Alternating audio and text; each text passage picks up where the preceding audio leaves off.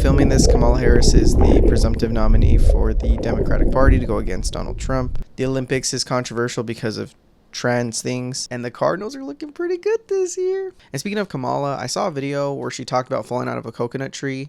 That quote kind of blew up, and people started calling themselves Coconut Gang because of that funny, out of context quote that Kamala said.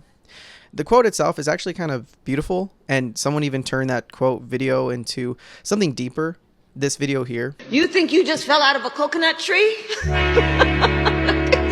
You exist in the context of all in which you live and what came before you. I don't know why that video really spoke to me. The video itself is pretty funny and pretty deep for just being this random quote, but what really hit me was the comments. When I went through the comment section, someone called this video absurdist. It's a great example of an absurdist video. I haven't really looked up what absurdism really is, if there's already a coined term for this, but I felt like, from what I know of the word absurdist and this video, I feel a connection to that term and the beauty that comes with absurdity. So that's what we're talking about today. So I don't know, crack open a cold one, grab your bag of chicharrones, and I don't know, party.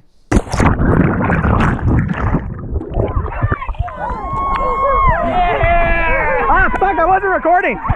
He beat him up, right? No, heck, did we knock him out? Only went to 4th round. Baby salad on it. I saw her right on the waterfall. You were like, I think so, yeah. Wait, I meant to shut it off. You just press the button. Where's the camera? live right now? Hell yeah. Yeah. It's like attendee. Right. In Portland, there are these fountains called the Benson bubblers. They're kind of spaced out around the downtown area. They were created by a guy who was this real estate owner in Portland during the early days of settling in Portland.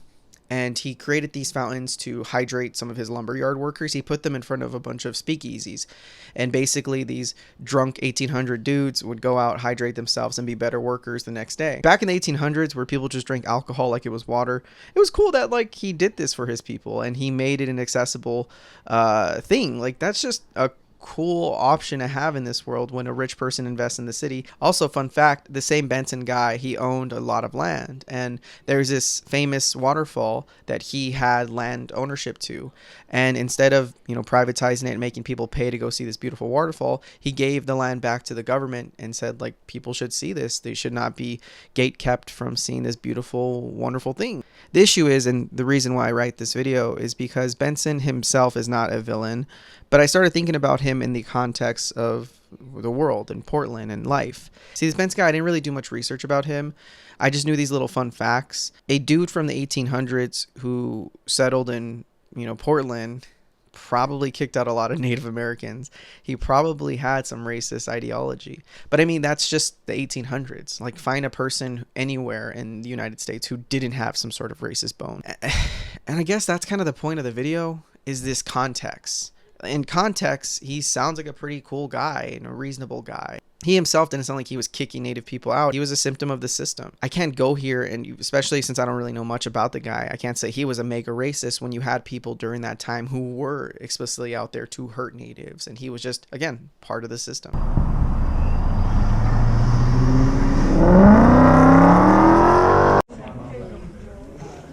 Does it pick up volume? Mm-hmm. There's one outside that I didn't know about. Is it working? Why does it work? You better keep up.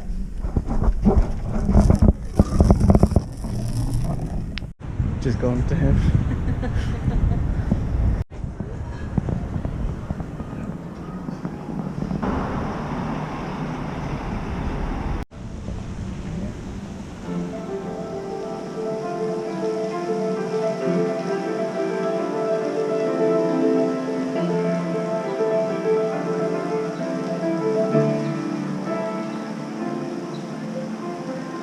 So I guess that's kind of what made me go into this kind of philosophical spiral of, what and when and how does context really affect and change people. When you think of someone like an Andrew Jackson, that dude kind of sounded racist even for his time.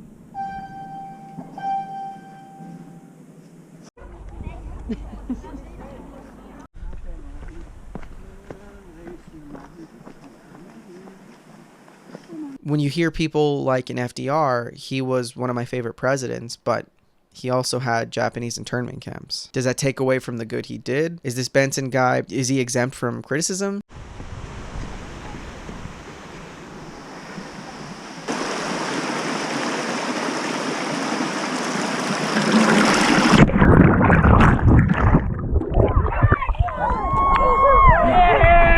Ah, fuck, I wasn't recording. When I was 14, I saw a dog get hit by a car. And my mom yelled at me to get out of the car and go help the dog.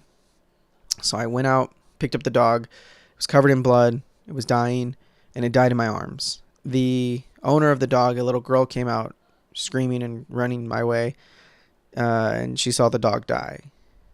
It's funny enough, around the same time, 13 years later, I'm at a wedding in Washington. I look up at the sky, and the trees are moving beautiful, and the sky looks amazing. And in the background, you can hear people giggling, laughing, and crying out of happiness. So I pull up my phone and start recording. And I'm recording the trees dancing in the wind. As this beautiful moment's being recorded, it's interrupted with the song Pony by Genuine.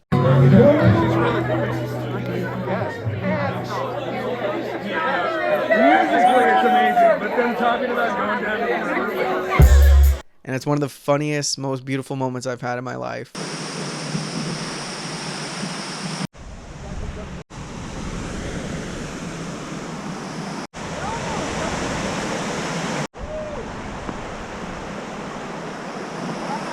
At the same time, I was covered in blood watching a little girl cry over her dog. And then not too long after, I'm having this surreal, absurd.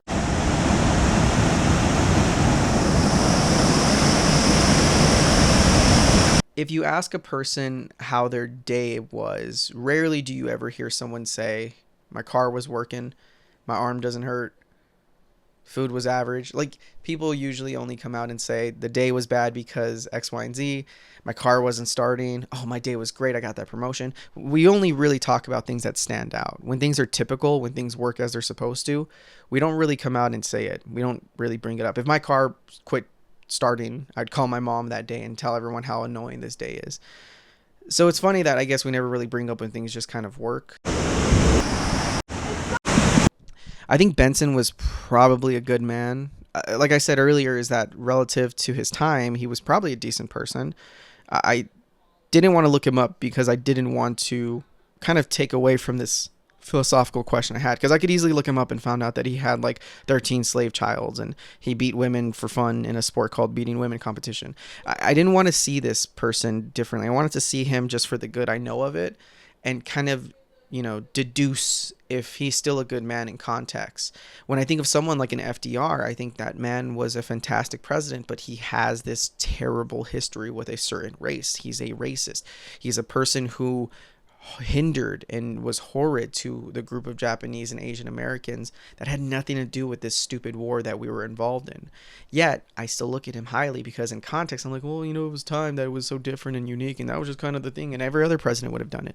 When I think of something like a Israel-Palestine situation, I think about would every other president do something different from Carter and on? How would presidents be treated differently if, say, the atrocities that were happening in Gaza occurred with the cell phones that we have now, and the ability to criticize someone like a Biden, who I don't believe is doing the best job at handling Gaza, but how is he better or worse than maybe his predecessors or someone who could take over his position like a Kamala or a Trump? And how would a Bernie handle the situation in Palestine?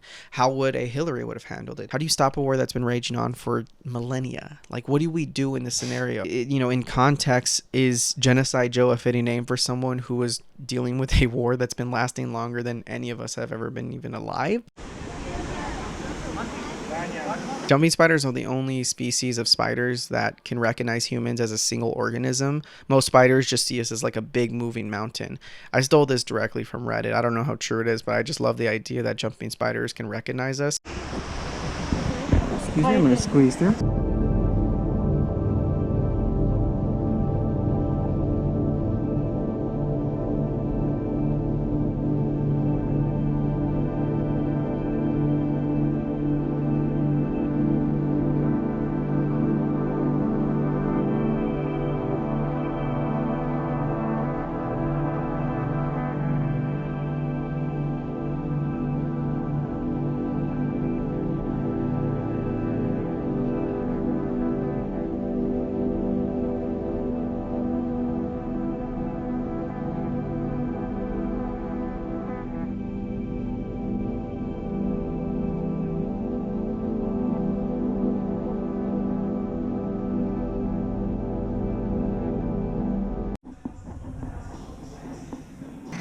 Yeah, we've been living up in nature, and it's pretty crazy. I think nuance is perfectly fine to have, but I also want to avoid just saying both sides are bad and then just trying to move on, because that doesn't come with a solution. When I see people criticizing the Biden administration and now the Kamala administration, I think about like, okay, what would I do if I had the power? There's a really cool quote from Sopranos where Junior talks to Tony and says this: A mole on her ass?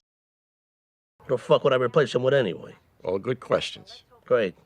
It's the fucking answer. Who says there is one? That's what being a boss is. You steer the ship the best way you know. Sometimes it's smooth, sometimes you hit the rocks. In the meantime, you find your pleasures where you can. I don't think that's the greatest way to put it. I don't want to devolve and just say these people are statistics, but I think as a leader, you have to make these calls. Is the idea of defunding Israel to 0% even feasible? Will you even get it passed? Their whole existence has been fighting to just exist, so we can't just overnight shut them off and without some sort of violence towards the Jewish people. When I also think about defunding them, can we even defund them, or are we going to cause another Shah of Iran situation and have militants, rebels take over because we quit funding? Like, you know, how do we handle this situation to begin with? And then I start spiraling. Then I started thinking, like, why am I even thinking about a desert country in the middle of nowhere that has no bearing on me? Losing sleep is not going to change anything other than stress me out. But I think that's the beauty of this damn world we live in, where I have this stress over a country that has nothing to do with me.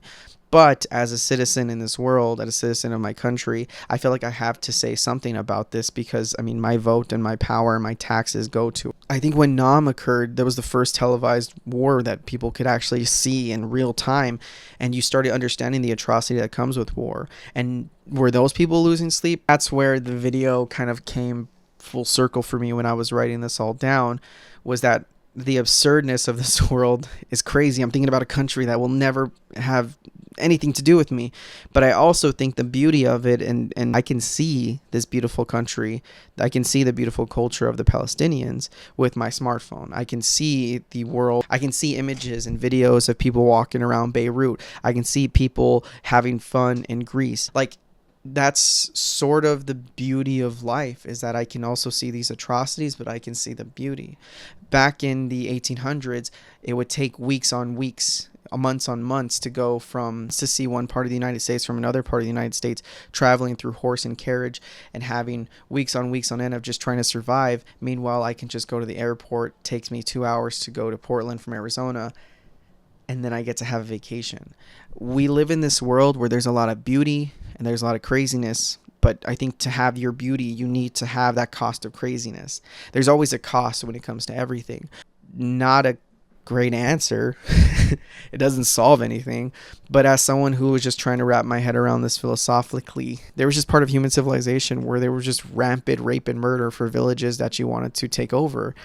We live in a pretty safe time. Murder has been going down in our modern history at a relatively constant rate. Even cases of like a pandemic, we handled it seemingly better than how we handled previous ones. Not because I think people were more willing to handle it, but because we had such smart people create pretty good solutions.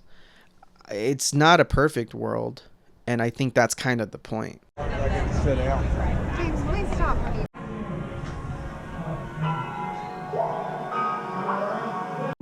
Bench. I was like, whoa.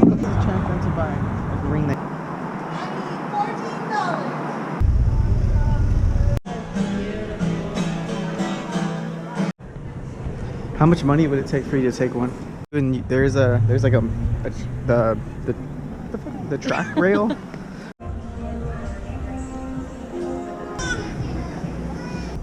at all that. What? Just fishing.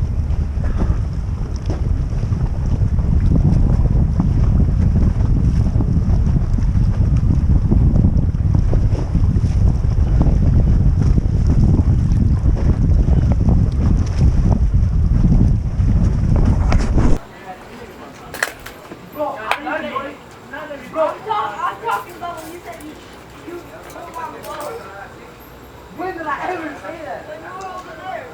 When we were watching the